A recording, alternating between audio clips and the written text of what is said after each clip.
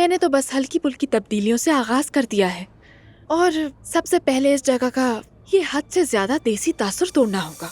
ऐसी चीजें कस्टमर्स भगाती हैं। मेरा ख्याल है कि एक मयारी होटल में मयारी मेहमान ही जचते हैं। जी ठीक है, लेकिन हमें इलाके के ग्राहकों को भी नजर में रखना होगा ना। वैसे हमने इस नए होटल में इन्वेस्टमेंट टूरिस्ट ग्रुप्स को मद्देनजर रखते हुए ही की है। मेरा भी यही मकसद है कि आपको कोई कमी महसूस ना हो अब्दुल्ला साहब, और मौजूदा कस्टमर्स को खोए बगैर, याद रखिएगा। इजाजत हो तो मैं क्या होटल का एक चक्कर लगा लूं? क्या मैं साथ चलूं आपके? नहीं शुक्रिया, इसकी कोई जरूरत नहीं। और वो शराब का मामला एक बार फिर क्लियर कर लें हम, क्योंकि कल बात अधूरी रह गई थी। हमारे नाम के साथ ये चीज किसी सूरत नहीं चलेगी। किसी सूरत? जी हाँ बिल्कुल, किसी भी सूरत, हरगिज नहीं, मतलब कभी भी नहीं। सुनने में सख्त लग रहा है, लेकिन ठीक है।